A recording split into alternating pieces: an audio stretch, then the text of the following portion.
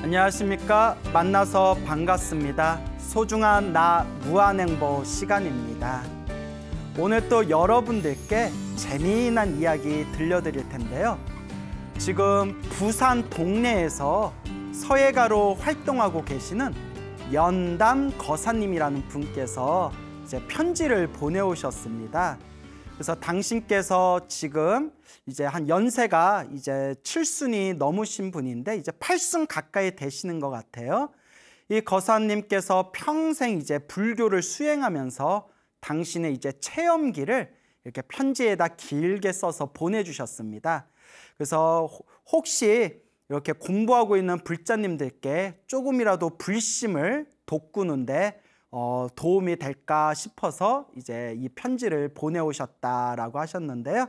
그 편지에 있는 내용을 제가 좀 이렇게 간단하게 요약해가지고 오늘 여러분들에게 재미난 이야기 들려드릴까 합니다. 지금 부산 동네에서 이제 서예가로 활동하고 계시는 이 연담 거사님께서는 저 지리산 하동에 있는 그런 산골 마을에서 이제 태어나셨다고 합니다.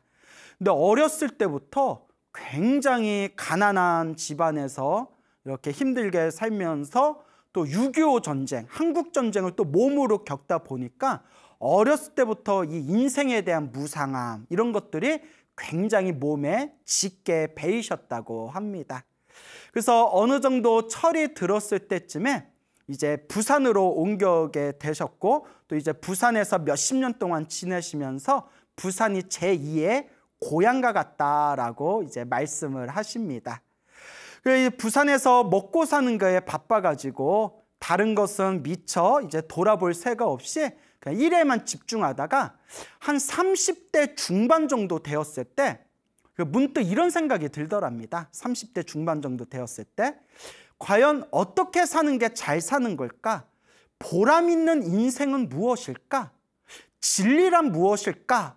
라는 그런 근원적인 어떤 내면에 대한 그런 강한 그런 구도의 열정이 이렇게 가슴에서 일어나시게 됩니다. 그래서 내가 불교 공부를 한번 해봐야겠다. 어떻게 사는 게 잘 사는 거고 어떤 것이 보람찬 인생이고 과연 진리란 무엇이고 인생이란 무엇인지 불교 공부를 한번 해야 되겠다 해가지고 당시에 그 부산의 거사림, 부산불교 거사림이라고 있었나 봐요. 부산불교 거사림 법회를 꾸준히 다니면서 거기서 이제 불교 공부를 한창 집중을 하셨다고 합니다. 여러 가지 이제 불교 책들도 보시고 불경도 좀 외우고 기도하는 법도 배우고 그렇게 나름대로 그 수행의 시간을 보내다가 불교를 만나고 나서 한 3년 정도가 훌쩍 지났을 때 문득 내면에서 이런 소리가 들리더랍니다. 무언가 한 100일 동안만이라도 절에 가서 오로지 수행에 집중하고 싶다. 이렇게 일상생활에서 법회 다니면서 불교 공부하는 것도 좋지만 100일 동안 오로지 수행에만 집중하는 시간을 가져보고 싶다라는 그런 강한 어떤 열정이 일어나게 됩니다.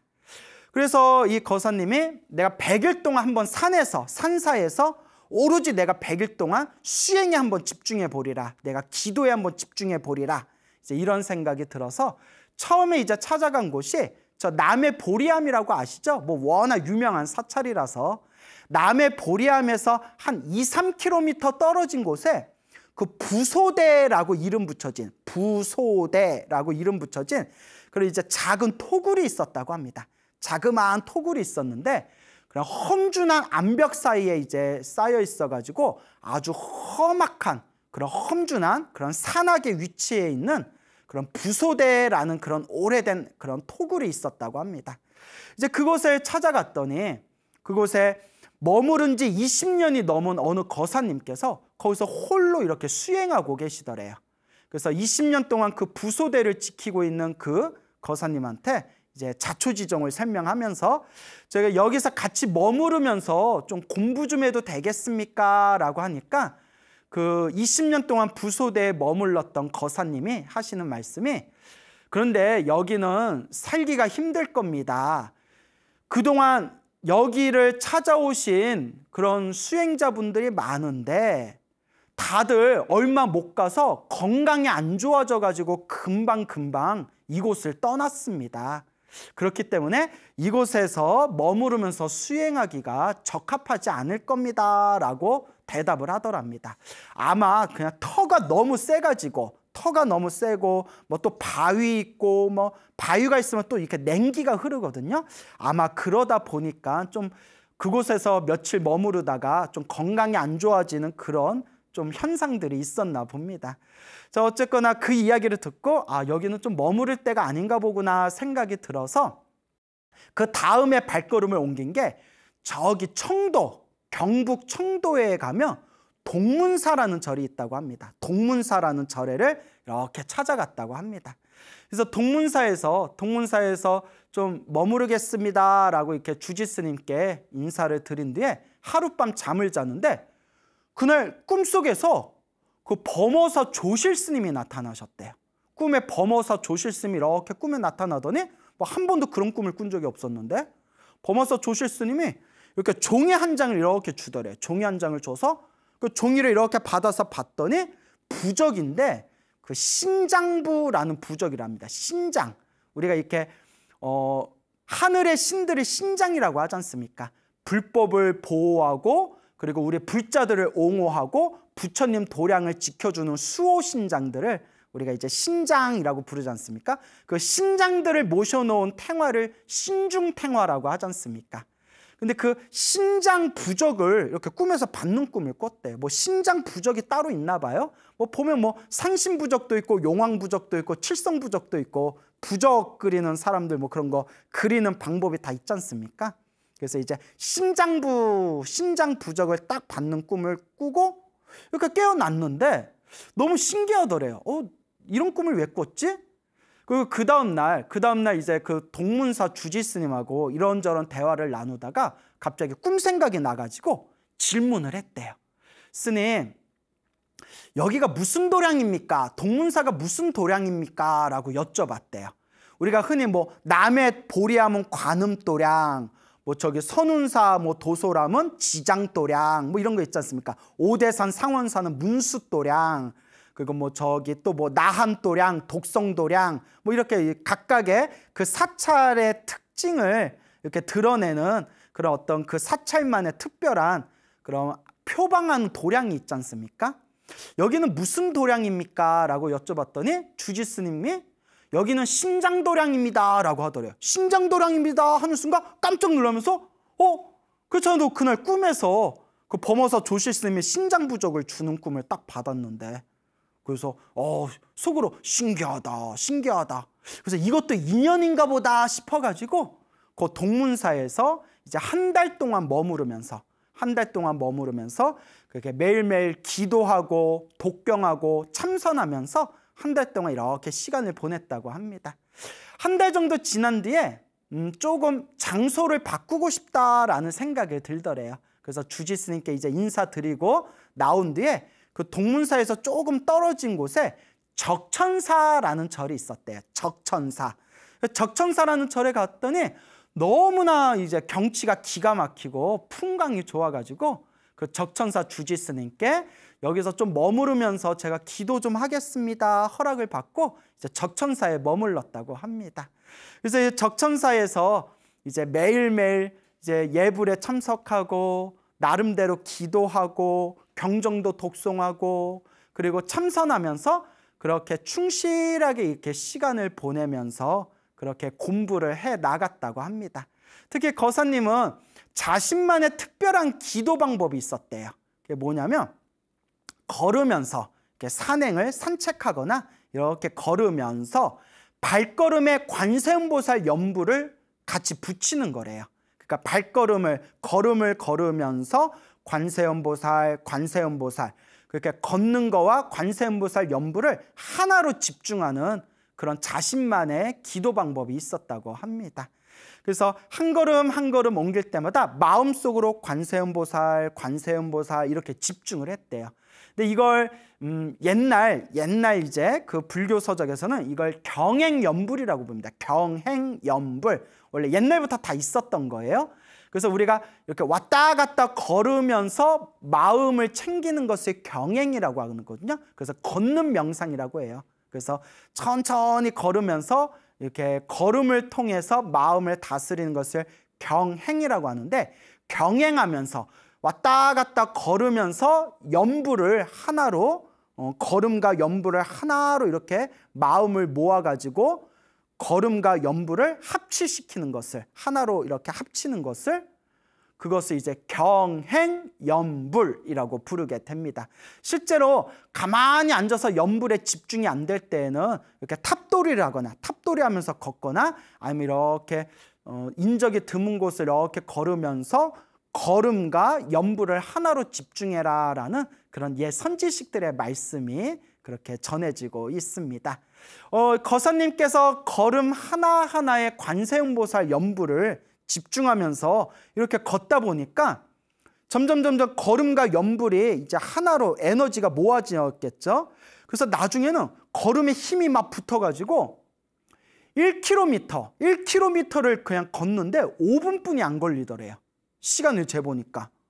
그래서 보통 우리 일반 사람들이, 좀 건강한 일반 사람들이 1km 걷는데 보통 15분 안팎이 걸린다고 하거든요. 한 15분 안팎 정도가 걸리는데, 뭐 빨리 걸어도 뭐 한 10분 정도 걸리겠죠. 근데 그 거사님이 이렇게 걸으면서 관세음보살 염불에 계속 집중하다 보니까 나중에는 1km를 이렇게 돌파하는데 5분뿐이 안 걸리더래요. 그래서 이게 아마 염불의 묘한 힘이 아닌가, 그 염불을 통한 에너지 때문에 이렇게 다리에 에너지의 힘이 딱 붙은 게 아닌가, 그런 생각이 드셨다고 합니다. 그래서 이와 같이 약속된 자기가 마음으로 결심했던 그렇게 100일 동안의 그런 집중 수행을 다 마치고 나서 이제 집으로 돌아오게 되었다고 합니다. 이렇게 집으로 돌아와서 집에 와가지고 이제 이 거사님이 무언가 또 일을 새로 시작해야 되잖아요. 그래서 경전 공부도 하고 불경 공부도 하고 그 붓글씨도 연습할 겸, 아마 붓글씨를 조금 이렇게 배우셨나 봐요. 그 편지에는 당신이 뭐 제대로 뭐 배운 거는 아니지만 혼자서 독학하면서 그렇게 이제 배운 거지만 그래도 붓글씨, 붓을 조금 이렇게 잘 쓰셨나 봐요. 그래서 당신께서 불경도 연구하고 붓글씨도 연습할 겸 작은 사무실을 하나 이렇게 얻었답니다. 그러니까 작은 사무실을 열어가지고 당신 개인 공간으로 붓글씨도 좀 쓰고 부처님 경전도 공부하고 그렇게 시간을 보내고 있는데, 사무실을 열고 나서 며칠 지나고 난 뒤에 갑자기 사람들이 1명, 2명 늘어나더니 막 구름같이 사람들이 찾아오더래요. 어디서 그렇게 찾아왔는지 그 조그만 사무실에 사람들이 계속 찾아오더랍니다. 그래서 붓글씨 써달라는 사람도 있고 그냥 인생 상담하러 찾아온 사람도 있고 엄청나게 이제 많은 사람들이 이렇게 찾아왔대요.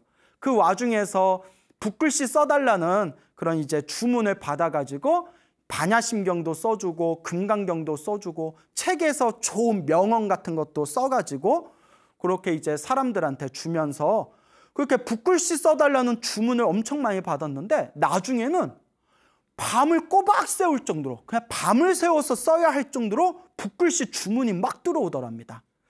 그때 이 거사님께서 딱 생각 드신 게, 내가 100일 기도도 열심히 하고 이렇게 부처님 가르침을 공부하니까 아무래도 이렇게 붓글씨라도 쓰면서 먹고 살아라 라고 무언가 가피를 얻은 게 아닌가, 무언가 힘을 얻은 게 아닌가, 무언가 보이지 않는 힘이 이렇게 도와주는 게 아닌가라는 생각까지 드셨을 정도래요. 그래서 이렇게라도 붓글씨 써가지고 의식주를 해결하고 생활을 영위해라 라는 그런 어떤 가피가 아닌가라는 생각이 들 정도로 그렇게 붓글씨 주문도 많이 들어오고 사람들이 또 인생 상담하러 그렇게 많이 찾아왔다고 합니다. 그래서 너무 신기한 게, 그 조그만 사무실 열어놓고 어디에다 광고한 적도 없는데 어떻게 알고 사람들이 그렇게 찾아왔다는 겁니다. 그렇게 찾아오는 수많은 사람들의 각자의 사연들이 있을 거 아닙니까? 그 중에서 이 거사님께서 또 굉장히 특별한 사연이 하나 있답니다. 그게 무엇인고 하면 저도 이렇게 읽어보면서 깜짝 놀랐는데 너무 재밌고 신기해가지고요. 그 어느 여인이 찾아왔답니다. 어느 여성분이 이렇게 찾아와서 관세음보살 글씨를 크게 관세음보살을 글씨를 하나 써주십시오라고 부탁을 했답니다.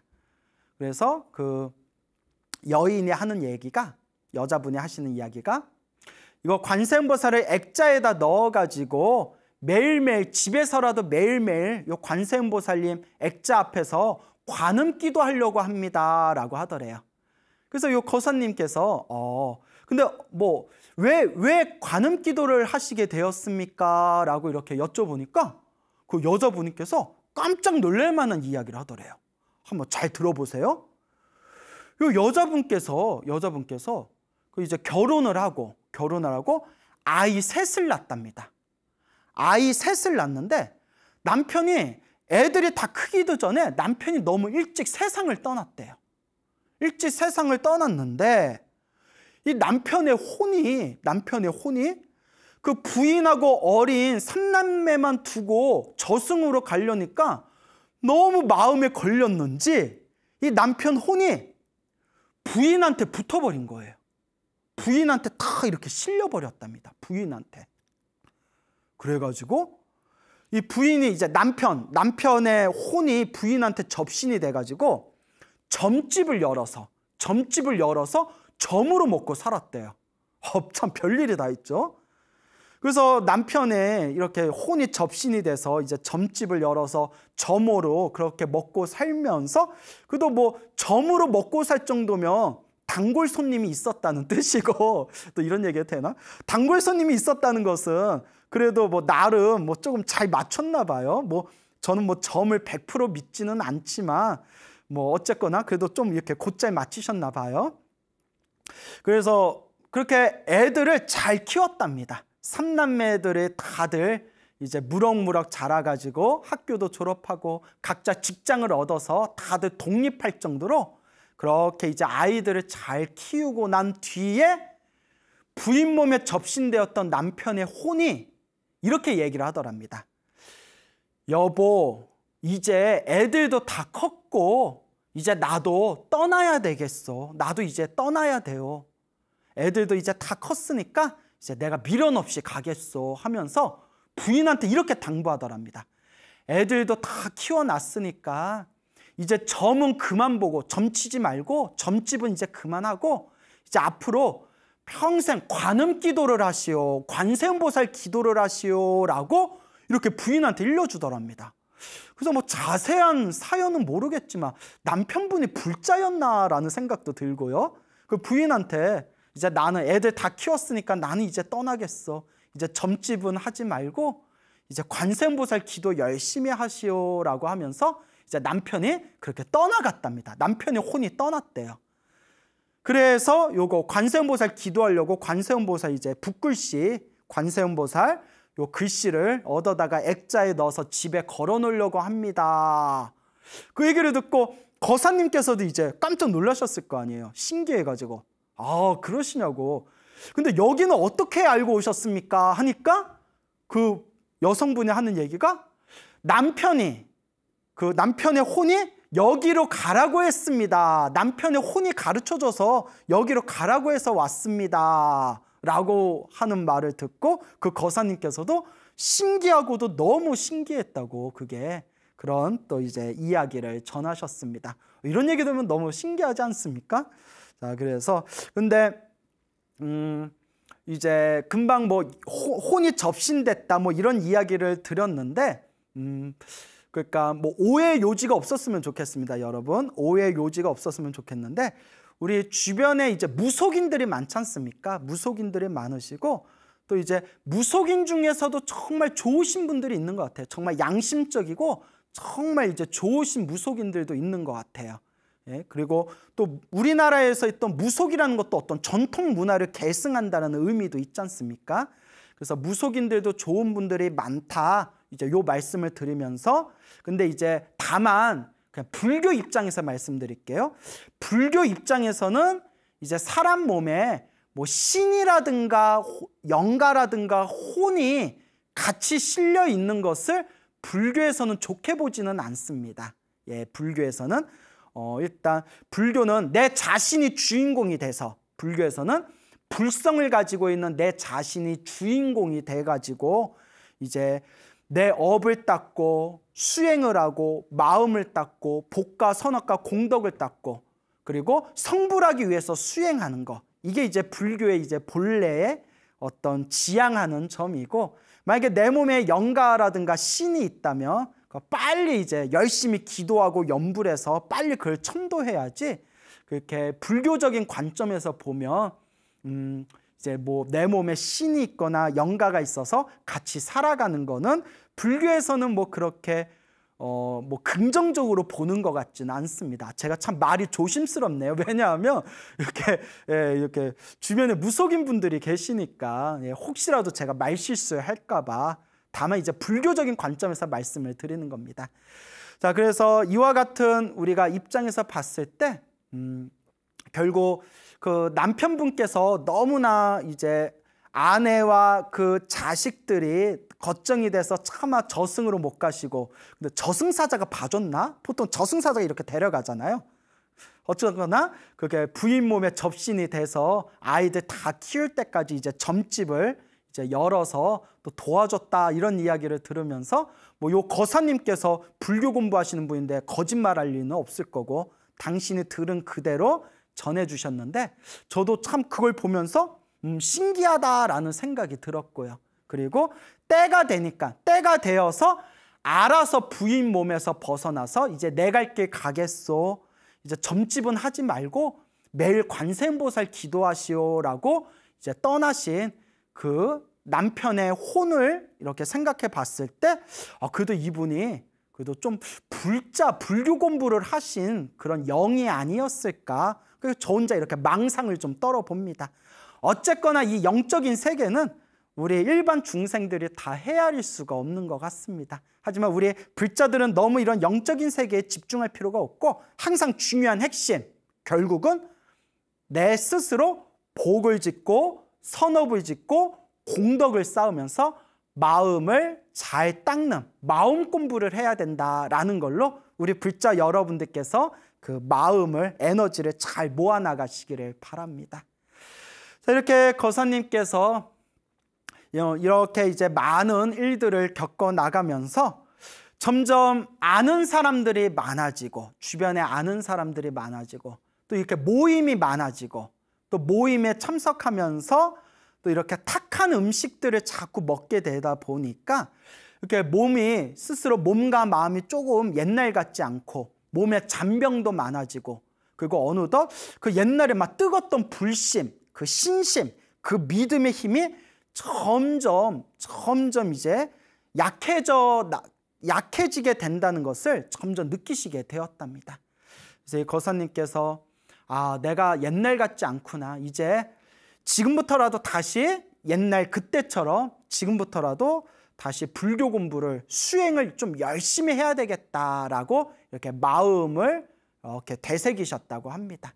마음을 이렇게 가다듬고 있던 터에 작년에 있었던 일이라고 합니다. 당신께서 너무 신기한 그런 경험을 하셨는데, 그 집 앞마당에 의자를 놓고 이렇게 앉아 계셨답니다. 집 앞마당에 의자를 놓고 이렇게 앉아 있었는데, 저 남쪽 하늘에서 뭐 허연 게 이렇게 날라오더래요. 허연 게 날라오는데 가만히 봤더니 흰 두루미 있죠. 두루미. 하얀색 흰 두루미 9마리가 이렇게 줄을 지어서 날라오더래. 흰 두루미가 남쪽에서 딱 날라오더니 갑자기 당신 집의 지붕 위를 흰 두루미 9마리가 한 바퀴를 싹 돈 뒤에 다시 저쪽 남쪽으로 이렇게 날아가더랍니다. 근데 여러분, 우리가 이렇게 도심 쪽에 살다 보면 흰 두루미 보기가 거의 불가능하고 어렵지 않습니까? 또 요새 환경이 많이 오염돼 가지고 그 이렇게 산에 가거나 어디 뭐 저수지 같은 데 가도 흰 두루미 보기가 굉장히 어렵거든요. 근데 흰 두루미가 한두 마리도 아니고 9마리가 날라와 가지고 지붕을 한 바퀴 싹 돈 뒤에 남쪽으로 사라진 것을 딱 눈으로 목격하면서 거사님께서 아마도 이제 불교 공부를, 남은 생애 동안 불교 수행을 조금 더 열심히 하라라는 그런 어떤 신호인가 보다라는 그런 생각이 딱 드시더랍니다. 그래서 지금 이 거사님께서 매일매일 108참회를 하시면서 108참회문을 독송하면서 매일매일 절을 하시면서 그렇게 하루를 시작하며 그렇게 불교 수행을 꾸준하게 열심히 하고 있다라는 그런 당신의 소중한 체험담을 이렇게 보내주셨습니다. 자, 우리가 이 불법을 공부하다 보면 또 요 부처님의 가르침을 우리가 닦다 보면 정말 쉽게 진짜 그런 일이 있을까? 진짜 그 말이 사실이야? 에이, 그거 거짓말 뻥 아니야? 라고 생각될 수 있는 그런 좀 신비한 일들이 있습니다. 그래서 실제로 불교 역사에서도 이런 신비한 일들이 많았었기 때문에 우리 팔만대장경에 보면 그런 영험 설화만 모아놓은 그런 책들이 있을 정도입니다. 그래서 뭐 금강경 영험사라, 법화경 영험사라, 지장보살 영험사라, 뭐 관세음보살 영험사라, 화엄경 영험사라, 이렇게 수많은 그런 영험사라에 대해서 모아놓은 책이 옛날부터 전해질 정도로 이 불법을 닦다 보면 여러 가지 신비한 일들을 체험하게 됩니다. 그래서 우리 소나무 애청자분들 중에서 실제로 기도를 열심히 해가지고 체험을 해보신 분, 그 내면의 맛을 보신 분들은 한결같이 하시는 말씀이, 스님, 저희는 소나무에 나오는 내용을 다 믿습니다. 왜냐하면 우리가 체험했기 때문입니다 라는 말씀들을 한결같이 하시지 않습니까? 그래서 결국 불교라는 것은 제가 항상 말씀드리는 게 결국 지식의 종교가 아니다. 물론 우리가 올바르게 수행하기 위해서는 기본적으로 불교의 바른 견해를 갖추고 있어야 되지만 결국 불교를 우리가 배우고 공부하면서 나아가야 할 방향은 체험, 실천, 수행, 내 스스로 내면의 맛을 봐야 된다라는 것을 항상 불자분들에게 제가 강조드리는 바입니다. 하지만 여러분, 늘 이제 소나무에서 제가 여러분들에게 이런 재미난 영험설화 같은 거, 신비한 이야기를 말씀드리기는 하지만 제가 꼭 중간중간 마무리에 양념치면서 하는 얘기가 있죠. 이런 것에도 집착하면 된다, 안 된다? 절대 안 된다라는 말씀을 드립니다. 제가 이렇게 재미난 영험설화를 들려드리는 거는 이런 일도 있구나. 정말 불보살의 가피는 정말 신비하고 정말 신묘한 무언가가 있구나라는 그런 관심과 믿음을 불러일으켜 드리고 싶어서 이런 재미난 영험설화들을 뽑아가지고 여러분들한테 썰을 푸는 거고요. 궁극적으로 우리가 진정한 수행의 길을 가기 위해서는 이런 신비한 거, 신묘한 거, 신기한 거, 이런 것들도 다 이렇게 내려놓으셔야 됩니다. 그래서 금강경에서 이야기하지 않습니까? 범소유상 개시여망이다. 모든 있는 바 상들은 다 허망하다. 허망한 것들에 우리가 집착할 필요가 있을까요? 없을까요? 허망한 것들에 집착할 필요가 없습니다. 모두 다 마음이 만든 환상에 불과할 뿐입니다. 그리고 또 금강경에 이런 구절이 있지 않습니까? 부처님을, 열애를 눈으로 보려 하거나 귀로, 소리로 듣고자 한다면, 눈으로 보고 귀로 들어서 소리를 들어서 부처님을 찾고자 한다면 그것은 삿된 도이다. 진정한 가르침이 아니다. 또 부처님께서 금강경에서 이렇게 구구절절히 간곡하게 이야기하시지 않습니까? 그래서 여러분, 우리가 뭐 법화경을 사경하거나 독경하거나 지장경을 독경하거나 뭐 관세음보살 기도를 하거나 뭐 천지파령 신주경 기도하거나 무슨 수많은 능엄주 같은 거 기도하거나 수많은 기도를 하다 보면 여러 가지 신비한 현상들, 여러 가지 신비한 일들을 겪게 됩니다. 근데 그럴 때마다 항상 여러분들 꼭 명심해야 될 게 있습니다. 이것도 마음이 만든 현상이다. 이것도 다 내 마음이 만든 환상이다. 정말 우리 불자들이 기도를 하는 진정한 목적은 신비한 걸 얻기 위해서가 아니라 궁극적으로 내 마음을 잘 닦기 위해서입니다. 그래서 소나무를 오랫동안 보신 우리 불자 여러분들이라면 제가 정말 전하고 싶은 이야기가 무엇인지 아마 이미 충분히 다 알아들으셨을 거라 생각이 듭니다. 그래서 불법을 공부하거나 부처님 가르침을 공부하거나 혹은 기도를 열심히 하거나 수행을 하다 보면 때때로 여러 가지 신비한 일들이 일어날 수 있지만 그 모든 것들도 마음이 만든 현상이다. 다 마음법이다 라고 생각하시고 그저 이 마음 닦는 거에 가장 중요한 그런 포인트를 두시고 여러분들이 이 마음을 잘 닦아나가셨으면 좋겠습니다. 그래서 우리 불자 여러분들께서는 항상 매일매일 자신만의 기도의 시간을 가지셔야 됩니다. 매일매일 자신만의 수행의 시간을 가지셔야 됩니다.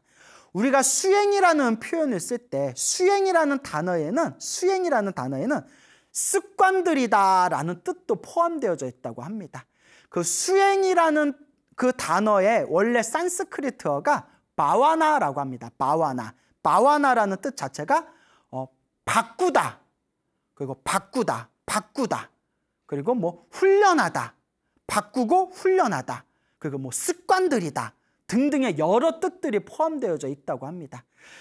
스님, 매일매일 기도하려는데 잘 안 돼요. 스님, 연불을 하려는데 연불이 잘 안 돼요. 스님, 독경을 하려고 하는데 독경이 잘 안 돼요. 스님, 사경을 하려고 하는데 사경이 잘 안 돼요. 그거는 습관이 잘 안 들어져 있기 때문입니다. 결국 수행의 첫걸음은 결국 습관입니다. 좋은 습관을 들이고 습관을 통해서 내 자신이 바뀌어 나가는 것이 수행의 진정한 묘미입니다. 제가 이제 알고 지내는 어느 이제 노보살님이 계시는데요. 이제 노보살 이제 8순이 넘으셨죠. 이 노보살님께서 평생 부처님을 의지하면서 매일매일 이제 기도를 하시는데 지금도 몸이 좀 많이 쇠약하신데도 지금도 집에서 매일매일 기도를 하신답니다. 당신만의 딱 기도 일정을 정해놓고 매일매일 기도를 몇 시간씩 하시는데 제가 그분께 들은 얘기 중에 깜짝 놀란 게 스님, 매일매일 저만의 기도 숙제가 있는데 그 기도를 다 못 끝내놓으면, 기도 숙제를 다 못 마치면 사람이 살다 보면 중간중간 바쁠 때가 있지 않습니까? 기도 숙제를 다 못 맞추면 차라리 저녁을 굶어서라도 기도를 무조건 끝냅니다 라는 말씀을 하더라고요. 그 말을 듣고 제가 어찌나 부끄럽던지 저는 그래도 밥은 좀 먹어야 되지 않겠냐. 아니 밥을 먹어야 힘이 나지. 약간 이런 주의이기 때문에 그 노보살님께서 스님, 저는 하루 동안의 기도 숙제를 못 맞추면 그냥 밥을 굶고 저녁밥을 굶어서라도 기도를 반드시 마칩니다. 기도 숙제를 다 끝냅니다 라는 그런 말씀에 제가 참 이렇게 감탄도 하고 참 대단하다 마음으로 놀라고 또 굉장히 부끄러웠던 적이 있습니다. 근데 변명이겠지만 그래도 저 밥을 안 먹으면 이렇게 힘이 안 나가지고 일단 여기까지 하겠습니다. 어쨌거나 제가 이야기하고 싶은 것은 그런 습관이 중요하다는 거예요. 그래서 저는 기도를 무엇에 비유하냐면 밥 먹는 습관에 비유를 듭니다. 하루라도 밥을 안 먹으면 배고프고 뭐가 허하잖아요. 기도도 그와 같다. 하루라도 기도를 하지 않으면 뭐가 허한 느낌이 들어야 된다. 그리고 기도는 비타민 먹는 것 같다. 우리가 밥을 먹고 항상 영양제 챙겨 드신 분 있잖아요. 근데 우리가 영양제를 꾸준히 몇 달 동안 먹다 보면 그게 습관이 되거든요. 그러면 바빠가지고 영양제를 먹지 못했을 때 저녁이 되어서라도 영양제 먹었어야 되는데 하고 알아서 챙겨 먹지 않습니까? 기도도 그와 같다. 하루라도 기도를 우연히 빠뜨리게 되면 나 기도 그거 했었어야 되는데 이렇게 저절로 마음의 경각심이 딱 생길 정도로 그렇게 마음의 습관이 들어져야 된다라는 그런 말씀을 많은 분들에게 드립니다. 그래서 항상 우리 불자 여러분들께서 기도가 잘 안 되는 것 자체는 아직 습관이 안 들어서 그래요. 근데 여러분, 습관이라고 할 때 그 습 있잖아요. 습의 다른 말이 또 업이라고 합니다. 그래서 우리가 업습이란 표현을 쓰거든요. 업습. 몸과 말과 생각으로 지은 내 행위의 에너지가 업이 되는 거예요. 업. 그래서 내가 몸과 말과 생각으로 지은 그 행위의 에너지, 그 업이 자연스럽게 몸과 말과 생각에 습관화되는 게 업습이에요.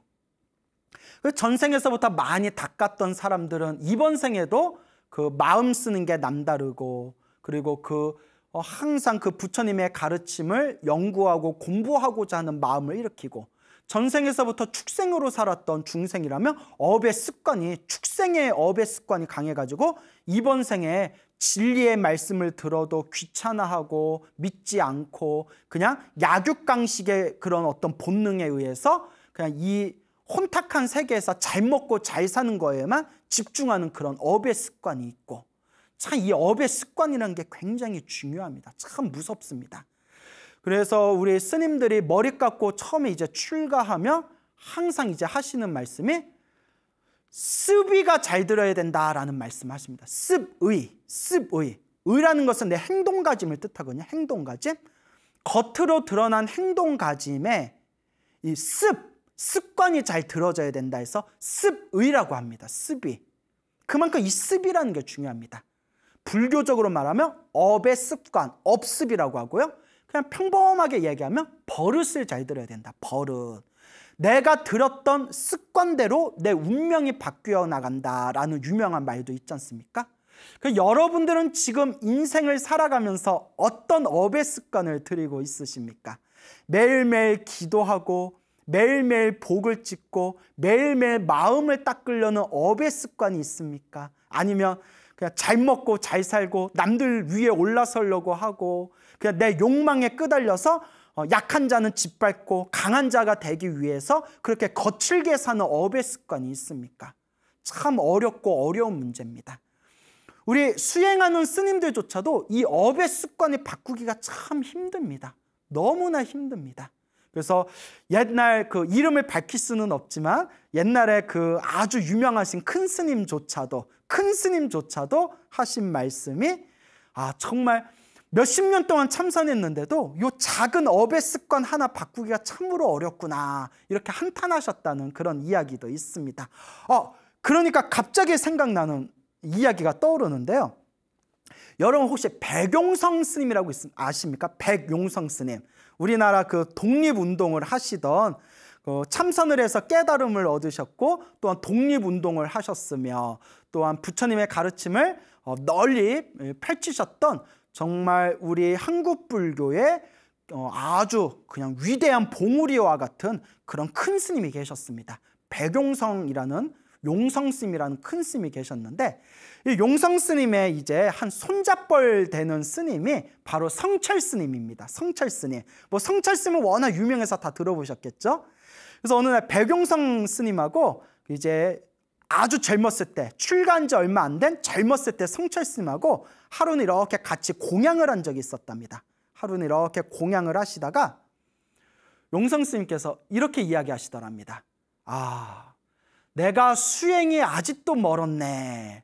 그 성철스님이 깜짝 놀라시면서 아니 요 조선에 이 땅에 스님만한 분이 누가 있다고 스스로 수행이 멀었다고 그런 말씀하십니까? 왜 그런 말씀을 하십니까? 하고 성철스님이 여쭤보니까 백용성 스님이 하신 말씀이 아까 밥을 먹는데 자꾸 맛있는 반찬에 젓가락이 한 번 더 가더라. 아직도 이렇게 공부한다고 공부했는데 그 맛있는 반찬 하나 더 먹는 그 습관을 그 탐욕을 아직도 내려놓질 못했네 라는 말을 딱 듣고서 성철스님이 그 자리에서 감탄을 하셨대요. 이야 정말 큰 스님은 다르구나. 여러분 이 얘기 듣고 반성되지 않으십니까? 저 이 얘기 듣고 나는 죽어야겠다. 나는 죽어야 되겠어. 그런 생각이 들더라고요. 맛있는 반찬에 젓가락이 한 번 더 가는 거 그 마음을 딱 알아차리시면서 내가 수행이 아직도 멀었구나 라고 말씀하셨던 그 백용성 스님의 그런 고결한 정신을 생각해 볼 때 정말 부끄럽고 나는 더 닦아야 되겠다. 정말 더 열심히 해야 되는데 참 내가 많이 부족하구나. 그렇게 엄청난 부끄러움이 이렇게 느껴지게 됩니다. 그러니까 이렇게 습관이란 게 닦기가 어려워요. 근데 여러분 중요한 게 있어요. 아주 중요한 부분인데요. 스님, 우리 왜 이렇게 수행이 잘 안 될까요? 스님, 왜 이렇게 절에 열심히 다니고 기도도 했는데도 왜 이렇게 업의 습관이 안 바뀔까요? 왜 이렇게 업습이 잘 바뀌지를 않을까요? 자, 중요한 게 있습니다. 우리 위대하신 석가모니 부처님, 이 위대하신 석가모니 부처님께서도 완벽하고 완전하고 모든 것을 구족하신 저 위대하신 부처님조차도 우리와 똑같은 중생이었을 때 성불하기까지 3아승직업이 걸리셨대요. 몇 아승직업이요? 3아승직업. 아승직업은 인간의 생각으로, 인간의 의식으로 헤아릴 수 없을 만큼 기나기고 기나긴 시간을 아승직업이라고 해요. 아승직업이라고도 하고요. 아승기겁이라고도 해요. 뭐 책마다 번역할 때 좀 달라요. 한글로 번역할 때. 아승기겁도 되고 아승직업도 되는데 너무나 헤아릴 수 없는 기나긴 시간이라서 중생들의 숫자로 다 헤아릴 수 없을 정도로 기나긴 시간을 아승직업, 아승기겁이라고 합니다. 부처님께서 우리와 똑같은 중생이었을 때 저렇게 위대한 부처님으로 성불하기까지 몇 아승기겁이 걸렸다? 3아승기겁이 걸렸대요. 1아승기겁만 하더라도 어마어마하게 긴 시간인데 그 어마어마하게 긴 시간을 3번을 돌리면서 닦으셨다고 합니다. 저 위대한 부처님께서도 저렇게 완전한 존재가 될 수 있을 때까지 3아승기겁을 닦았다라고 경전에 나오는데 이제 우리는 걸음마 수준 아닙니까?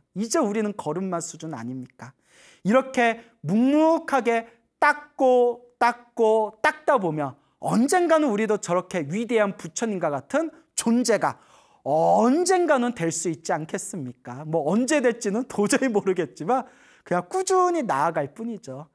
그 옛날 큰 스님이 이런 말씀을 하셨습니다. 아무리 수행을 많이 해도 완전한 존재는 없다. 완벽한 수행자는 없다. 완벽한 수행자는 부처님밖에 없다.